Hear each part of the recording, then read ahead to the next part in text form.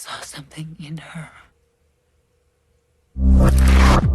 Hello guys, तो आज की वीडियो कुछ डरावनी होने वाली है क्योंकि आज की इस वीडियो में मैं आपको हॉलीवुड की टॉप 10 हॉरर मूवीज के बारे में बताने वाला हूं जो कि सच्ची घटनाओं पर आधारित है। Suicide. नंबर 10।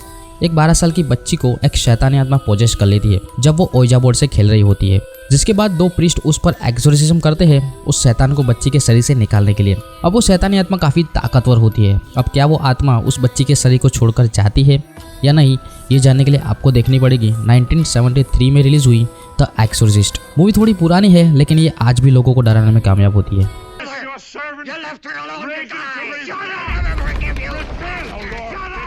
नंबर 9। एक फैमिली जिसमें माँ बाप और 5 बेटी एक नए घर में शिफ्ट होते हैं। वहाँ पर आने के बाद तो पहले थोड़ा नॉर्मल सा होता है, पर जैसे जैसे टाइम बीतता है उनके साथ अजीब अजीब सी घटनाएं होना शुरू हो जाती है। अब उस घर में एक शैतानी आत्मा होती है जो उनको परेशान करना शुरू कर देती है। अब कौन है वो शैतानी आत्मा और उस फैमिली के साथ आगे क्या होता है, ये जानने के लिए आपको देखनी पड़ेगी द कॉन्जूरिंग यूनिवर्स की 2013 में रिलीज हुई पहली मूवी द कॉन्जूरिंग। अब इस मूवी सीरीज के जितने भी पार्ट बनाए गए हैं वो कुछ ना कुछ रियल इंसिडेंट पर बेस्ड है।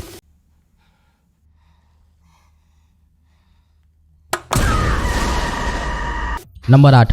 माइकल जो एक सेमिनरी स्टूडेंट होता है जो यूएस में रहता है। अब माइकल रिचुअल यानी कि एक्सोर्सिज्म की प्रक्रिया को सीखने के लिए इटली फादर लूकस के पास जाता है, लेकिन वहाँ पर एक लड़की पर एक्सोर्सिज्म के दौरान उसकी मौत हो जाती है और उसके अंदर की जो शैतानी आत्मा होती है वो फादर लूकस को पजेस कर लेती है। अब ये शैतानी आत्मा का माइकल के साथ कुछ कनेक्शन होता है। अब क्या है वो कनेक्शन, ये जानने के लिए आपको देखनी पड़ेगी 2011 में रिलीज हुई द राइट।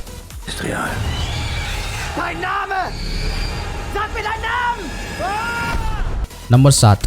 दो लड़कियां अपनी माँ के साथ रहती है क्योंकि उनके माँ बाप का डाइवोर्स हो चुका होता है। छुट्टियों में उनके पापा उनसे मिलने आते हैं और दोनों बच्चियों को अपने घर पर ले जाते हैं, लेकिन रास्ते में जाते समय वो देखते हैं कि घर का कुछ सामान सस्ते में बिक रहा होता है। तो उसमें से छोटी बच्ची एमिली को एक लकड़ी का बॉक्स पसंद आ जाता है और वो उसे घर लेकर आती है। एमिली जैसे उस बॉक्स को घर लेकर आती है और उसको खोलती है, वैसे ही एमिली के साथ अजीब अजीब सी घटनाएं होना शुरू हो जाती है। अब क्या होता है एमिली के साथ आगे, ये जानने के लिए आपको देखनी पड़ेगी 2012 में रिलीज हुई द पोजेशन।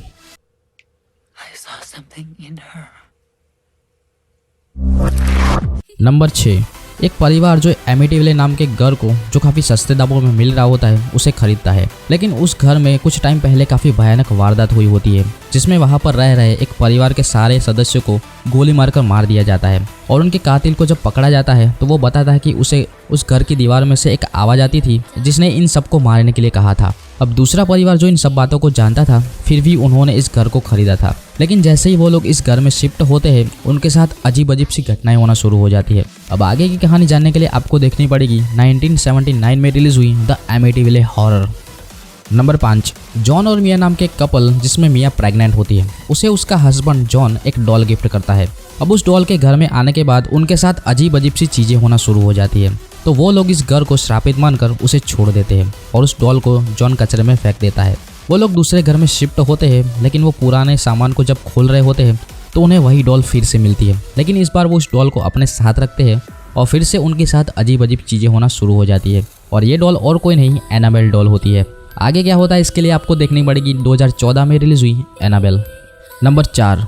वेरोनिका नाम की एक 15 साल की लड़की जो अपने कुछ दोस्तों के साथ मिलकर ओइजा बोर्ड पर आत्मा को बुलाने की कोशिश करती है। गेम खेलते टाइम वो आत्मा को बुलाने की प्रक्रिया शुरू करते हैं, तभी जिस कांच के ग्लास पर उन्होंने उंगली रखी होती है वो अचानक गर्म होकर टूट जाता है। तभी वेरोनिका की उंगली कट जाती है और वो बेहोश हो जाती है। फिर वो अपने घर आ जाती है और सब कुछ नॉर्मल चल रहा होता है। फिर उसके बाद धीरे धीरे वेरोनिका के साथ भूतिया घटना होना शुरू हो जाती है।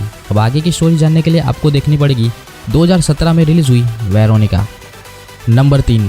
इंग्लैंड में रह रहा है एक परिवार जिसमें सिंगल मदर और उसके 4 बच्चे, 2 बेटी और 2 बेटे। उनके फादर उनको छोड़कर चले गए होते हैं, जिसके कारण उनकी आर्थिक स्थिति थोड़ी खराब चल रही होती है। अब 2 बहनें ओइजा बोर्ड की गेम खेल रही होती है। वो आत्माओं से सवाल पूछती है मगर कोई रिस्पॉन्स नहीं मिलता है, लेकिन रात में उस छोटी बच्ची के साथ अजीब अजीब सी घटनाएं होना शुरू हो जाती है। अब आगे क्या होता है ये जानने के लिए आपको देखनी पड़ेगी 2016 में रिलीज हुई द कॉन्जूरिंग 2। नंबर 2।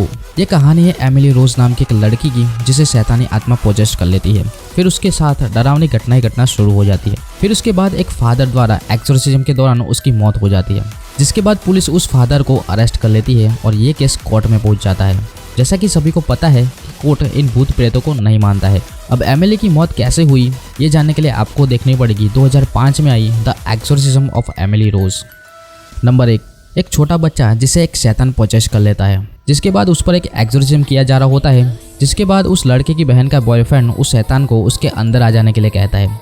अब उस दिन के बाद उसके साथ भूतिया घटना शुरू हो जाती है और उसे शैतानी चेहरे दिखाई देने लगते हैं, जिसके बाद वो एक आदमी का मर्डर कर देता है और ये केस कोर्ट में पहुंच जाता है। अब आगे क्या होता है ये जानने के लिए आपको देखनी पड़ेगी 2021 में रिलीज हुई the conjuring the devil made me do it.